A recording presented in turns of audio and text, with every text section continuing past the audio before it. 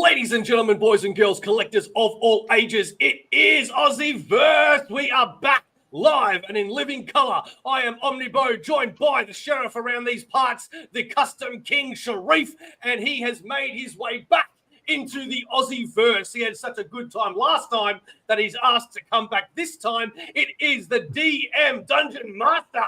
Ray, how are you, brother? Life is good, man. I'm really happy to reach across the planet and be in the show yet again. Life is good. We absolutely love having you on, mate. We had to put the background of MadCaps there, if you can't see it. I love it. We also have our first comment with James. Yeah, James, it's loaded, mate. It's there. Get on. Thank you very much. If you want to be like Ray and also hop on the show, then go to the link tree where you can see all of our socials and you can be a guest on the show too. We are proudly sponsored by Comic Bookaroo, Australia's #1 comic book store. And the last thing that we do want to say is a big, massive thank you to our paid members. These are Azrael85 Collectibles, Ali, still only 35 cents, Ben Sullivan, Bitter Strange, Simple Simon, KJB, and we have a new member, Rob's Fat Stacks, which we do need to add. If you are a subscriber to Aussieverse or you're finding us for the first time, being a paid member is not required. The best way to support us is by subscribing, liking the videos, sharing them, commenting, and all of that other million things that YouTube asks you to do. But that is enough of the plug-in. Let's get down to the lovin'. Ray, what's going on, brother?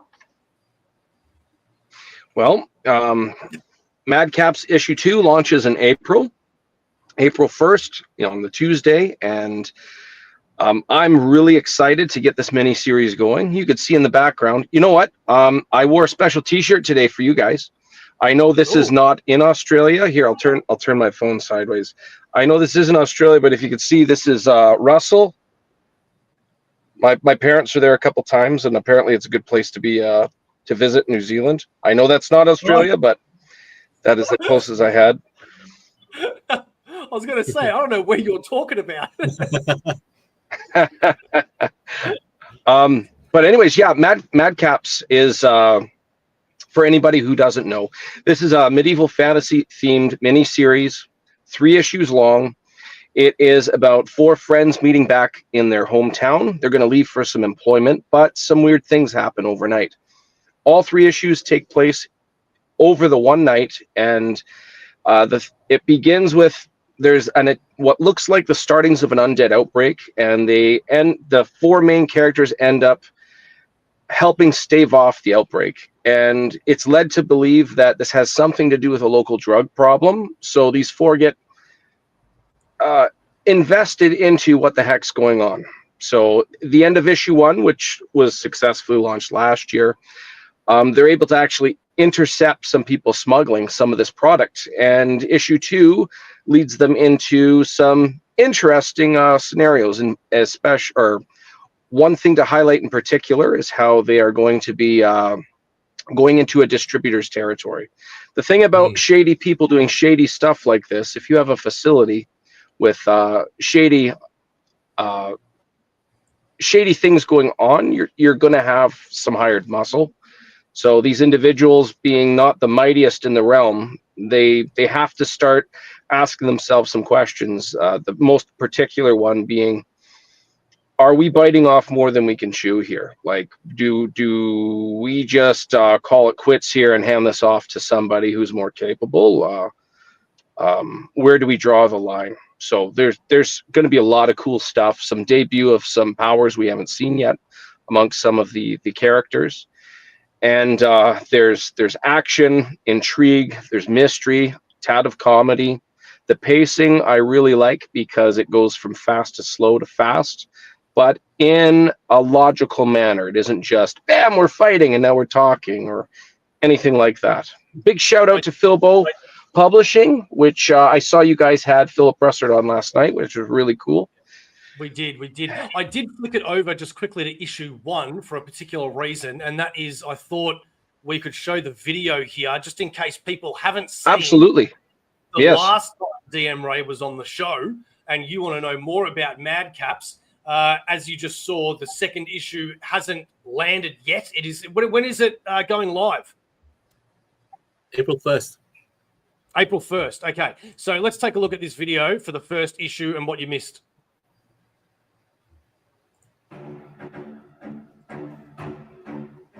A brawny intellectual, a devout farmer, a good-hearted charlatan, and a social facilitator. This circle of friends shall reunite in their hometown, Ivywood. Before they can depart for employment, they are interrupted by a local drug problem which carries hidden, sinister undertones. Can they survive the night? And what is the source of this danger? The bond amongst these friends may be the only metric to answer such questions.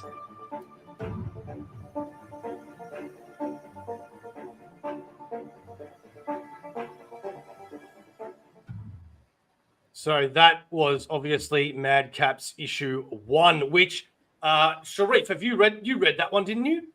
Yeah, Ray sent us the PDFs for that one, and I remember really enjoying it. So I am really looking forward to issue 2. So Ray, you mentioned earlier we're gonna see new power sets that we've not seen before.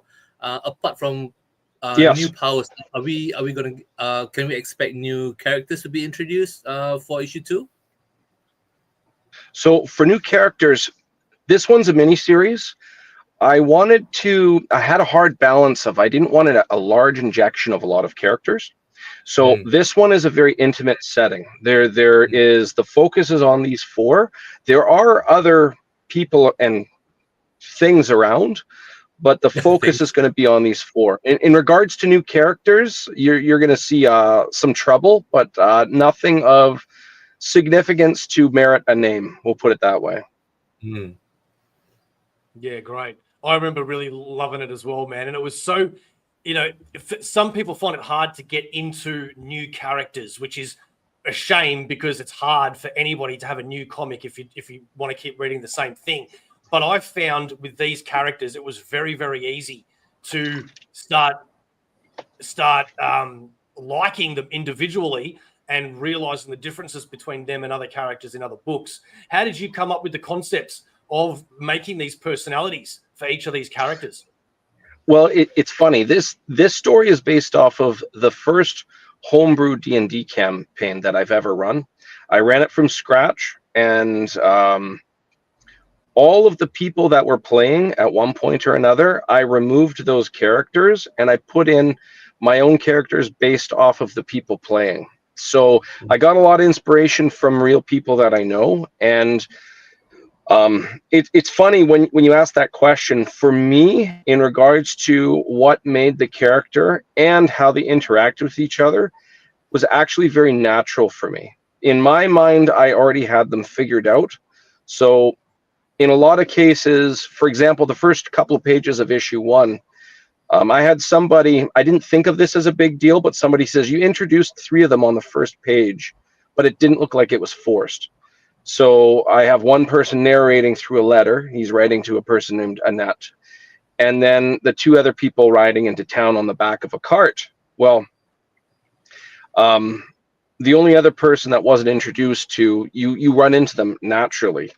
And watching them all interact with each other, it just made sense to me. So there were certain things I had to do. I had to like show and not tell. One thing that I felt I get a lot of praise for is in those first couple of pages when Madrakis is entering the city and the guard captain says, "We need your names." Before they enter, little guy Dunnan, he says his name, and then Madrakis sighs, says his name.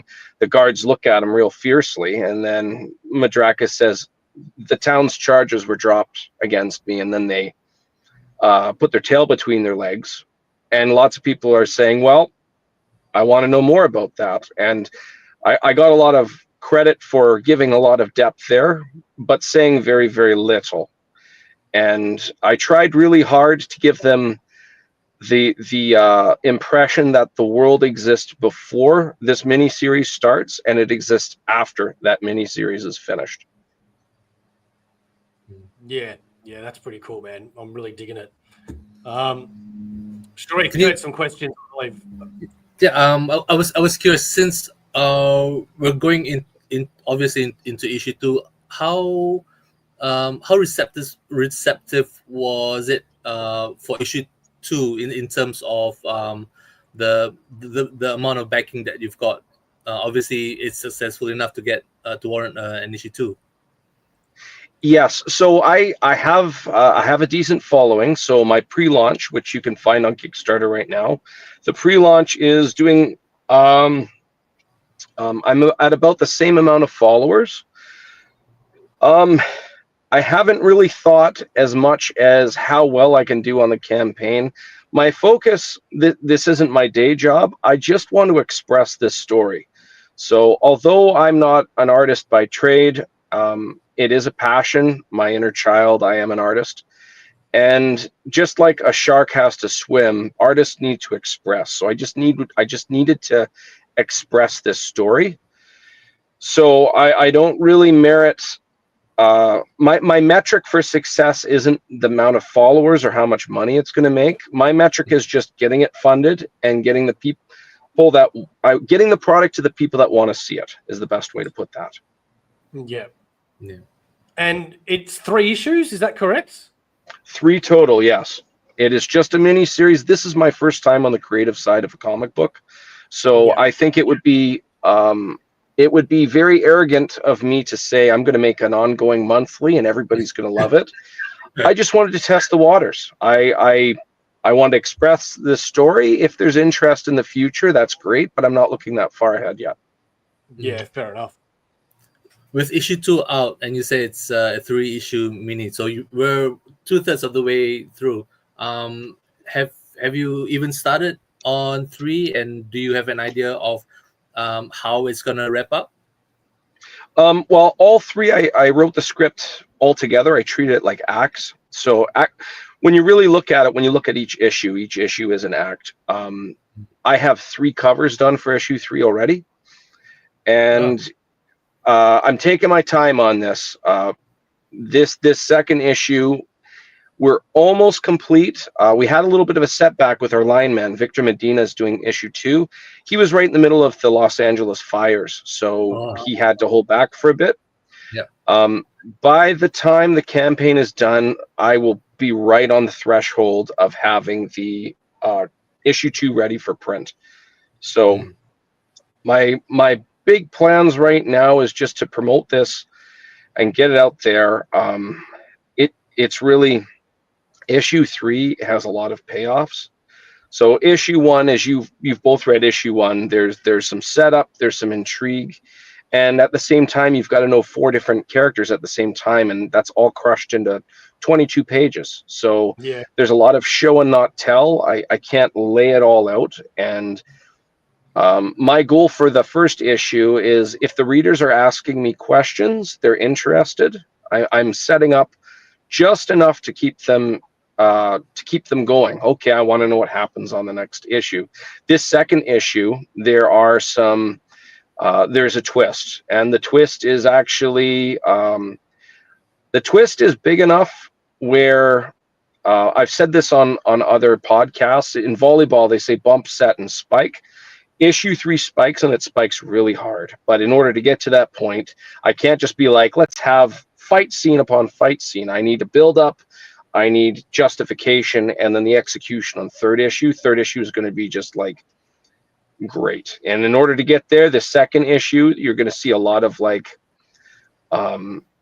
it's very tense. It's a lot more tense than the first one. The first one is more focused on setup and understanding what is happening, but the second one, there's a build up, and there is action, but there's a lot of like sneaking around too. I can't really say any more than that, unfortunately. But when you do read it, there's a lot of, just like in the first one, show and don't tell. So you're really taking in what's going on without me saying, did you know this person can do this? I find the trickiest balance is giving just enough information without patronizing the reader and trying to tell them too much. Well, just like I said yesterday, for those that watched with Philbo's Omnibus, I will never lie to the audience and say that I like something when I don't. But as I've already said, I did read the first issue and I really, really did dig it. So it's definitely approved as far as I'm concerned by Aussieverse. Thanks, man. Now, it's the ultimate. It's the ultimate truth. I don't know why I said ultimate, but it is. It's the truth. Thanks, man. But what also personally attracts me myself is the fact that it's only 3 issues, and the reason why is because when you're dealing with international audiences, and not everybody wants to buy things digitally. A lot of people want to buy things physically. You know, it's a bit of a split community. To know that you're only going to be having to pay for the shipping 3 times and not only that, but you only have to be committed to a short time. Yes. Not about other people, but to me, that's actually really attractive. Like, don't get me wrong. If this became an ongoing later down the track, well, then, you know, great. So be it. We've got another comic to read every month. But only being 3 issues, I don't know, man. For me, it's like you don't have to commit too much. And yes, I really dig that. I really, really do. When it's all said and done, though, are you going to be planning any sort of collected edition? Yeah, I'll be doing a trade paperback. Do you have any, when I sent you all the pictures for this one, I sent you a couple of covers. One of them was the stained glass looking one. Yep. Are you able to share that right now? Yeah, absolutely. You guys keep talking amongst yourselves for a minute while I get it all. Yeah, cool. Yeah, so this stained glass image that Beau is about to show, it's going to be a metal foil to add to the stained glass effect. It's going to be a real piece. Something it's common amongst comic books. I personally am not a fan of, but when you see a comic and you look at the cover should advertise something that's happening in that issue. That's just my opinion. There's lots of people that they'll have covers galore, and there's nothing wrong with that. All the power to the individuals that are very successful for a myriad of different covers per issue. I wanted all of my covers to have something to do with the issue. So the one that Beau is looking up now, it's actually a critical moment in this story where Sarlacc, the dwarf, he finds a book. The reason I'm talking about this now is when I do the trade paperback, I am considering a couple of options, but one is there it is there. So that's going to be metal foil. This is for issue 2. I think it's going to really pop when it's metal foil. That was done by Jenna Stark and also colored by Dave Kemp, Dan's brother. And that book, I want the trade paperback to look like that book because that's actually a critical moment in this 3-issue miniseries. So I think it would look really cool as the trade paperback. I think that would be really, really neat. Do you have access to the other ones that I sent you? Yeah, I'm getting them all right now. Oh, right on. Great. Yeah. So anytime I have a cover, I want it to reflect something in the content of this story. So I have one left to make. Russ Leach from the UK has finished the line work, and Dan Kemp is coloring it as we speak. So it's not done yet. But you saw the metal foil one. That one's gotten a lot of love from people that have seen it. I did it as a reel. Oh, there you go. Okay, so that one's Jay Sloan, and that's colored also by Dave Kemp. The significance of this is in this issue, you find out that Chazgo has a pet, and the pet's name is Emix. It's an albino crow, which has 3 eyes. If you zoom in, you can see it's got an eye right in the middle of its forehead. Because of that, I wanted a cover that reflected that. Chazgo being somebody that he's raised, dare I use the word, xenophobic. He lives out in a mountain range with all these silver deposits. All of his blue-skinned elves, they all... Hello! I love all the feedback you guys get. That's really cool. Yeah, Chazgo, humans that eat a lot of silver in real life, they actually can tattoo all their cells blue. They look like Yeah. Smurfs essentially. So Yeah. Chazgo has a similar dynamic, but because it's a fantasy setting, he also, all this silver running through his veins, he also has a high resistance to magic. This one here, this is Madrakis. Madrakis, that was drawn by Brazil's Rod Ramos Rodolfo.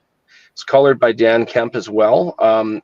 This scene in the comic, at one point, Madrakis, you see him pulling Earth out upward using his arcane abilities. So I took a clip out of the script of that issue and I sent it to Rod, and he gave me back the line work to this, and I just said, "Shut up and take my money. This is great." And so Dan colored it up. This is the main issue here. This is done by Kenny Calderon. And this is them actually walking into some suspicious territory. As already mentioned, they're walking onto the turf of people that are holding this product.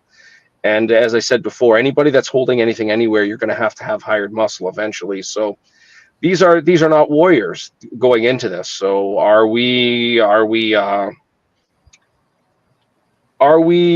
should we quit while we're ahead? Or should we cut our losses here? Should we just hand this over to the authorities and say, hey, we know where something's going on here, and this could fix a problem in the city. Also, as I mentioned, this local drug problem, people have asked, is this a drug PSA or something like that? And it just happens to have drugs in it. It doesn't glorify or shun drug use. It just happens to be something that exists in this story. Yeah. But yeah, all of these covers I'm really happy for. The one that's done there with Chazgo, Jay Sloan, who drew it, that one's getting a lot of good feedback. A lot of people debate. They don't know whether his emotion is sad or if he's just deep in thought. And with Emmix, his pets, they're sitting on his shoulder, it looks like he at least has company. It kind of reminds me, if you've ever seen somebody working their day shift and then they go on break and they sit outside on like a milk crate and have a smoke, complete with the smoke, with the arcana going off of his hand.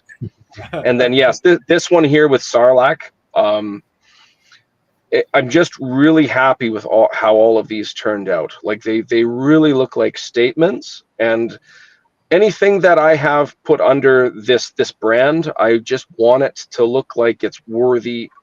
I want it just to be worthy of the industry. I just want it to be this really, really cool thing that when people see it, hey, I can respect where this person's coming from with this. That's awesome.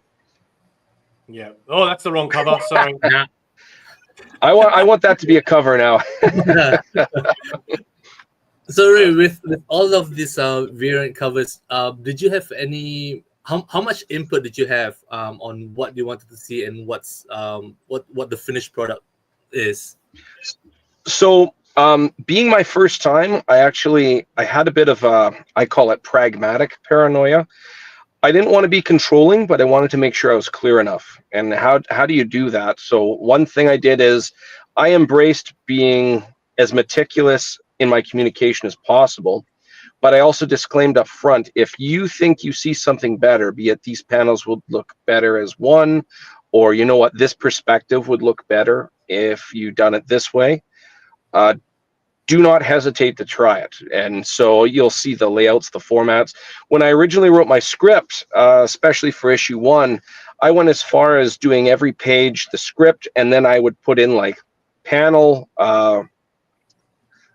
layout with stickmen. And then again, the same disclaimer, hey, I don't want you to feel like I'm too controlling. If you feel something looks better, I trust your instincts. Don't hesitate. Show it to me. I want to see what you have. And then going through the standard process, okay, layouts approved, then seeing the pencils, tightening up the details, getting approval going for the inks, getting the approval accordingly, passing it on to the colorist, and doing a very similar format there in regards to stages and approval. And the end, it's just a really cool thing to have all of this talent. A lot of them, they've had influence on my childhood since I was in the late 80s, early 90s, when I was younger than 10 years old. And to come this far and just say, hey, would you be interested? Hey, person that I've seen your work my entire life, would you be interested in taking a chance on somebody who has never made a comic before? Sure. Wait, hold on. It was that easy? This is amazing. It's really, really awesome. How are sorry, Sharif. How is your inner circle reacting to this with like your family and your friends? Well, my family, they're just happy for me. They just I always show them end results. That way, there's a good phrase my late father once said. He says, if you're going to put shingles on a roof and you tell 40 people, suddenly you're talking to 40 roofing experts. Don't use those shingles. Use these ones. No, don't buy them. Get them from this store. You get them cheaper and they're way better quality, and so forth and so on. So with family particular, their family tends to be more emotionally invested. So it comes from a good place, but they want to say, hey, make sure you do this or that. It would be better. And it's a lot of unnecessary fighting. So the really, really close family members, I'll show them the end product and they can see where I've went with it. And then all I get is, that's really awesome, And like you were saying, how did you put it?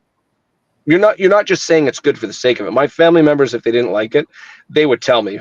Trust me. Yeah. My friends, I'll talk to them in passing and just say, hey, check out this progress I've got. And they'll point out, I really like this. And in a couple cases, you know what? I think your detail there, I think it would look better if you added variable X or some equivalent to. And some of it I've taken, some of them I've not. But overall, I'm really happy with the support I've got from my circles. And it still floors me that people across the planet, such as yourselves right now, are talking about something that I made up in my head. For me, for a first timer, that's just a difficult thing to completely wrap my mind around. Yeah. I can imagine. Sharif? Did you have the opportunity to work with the same creative teams for issue 2 as well? Issue 2, I have a lot of similar individuals. Micah Myers will be lettering it. Dan Kemp will be coloring it. I have all different cover artists. In issue number 1, the concept art at the very back, that was Jay Sloan, who did the Chasgo cover for this one. My original interior artist, Evan Quiring, he has a couple of his own titles, so unfortunately he wasn't available. Shout out to Evan Quiring. You can look up his own products, including Murder City Devil, which is a modern take on Spring Heel Jack, or Lucha Mysteries, which is a really wild one that has to do with Mexican wrestlers and flying saucers and a bunch of other crazy stuff. This time around, Victor Medina is doing the interiors, and it's just really awesome to have all this talent. It's just really, really cool to say, hey, can you make a thing? Sure, here it is. And I used this joke already, but shut up and take my money. It's just really, really awesome. Well, Matt wants to know, what are some of the things that inspire you in your storytelling? So one of the things, yeah, okay. So I actually had this conversation with somebody not too long ago. I'll use a couple of references and then I'll define what I'm trying to get at. So the first one is 2005. Russell Crowe played a boxer from Jersey named Jimmy Braddock. They're a true story. A boxer who fought during the Depression, and he didn't fight for glory. By the end of it, he was considered old, and he was fighting for milk and rent.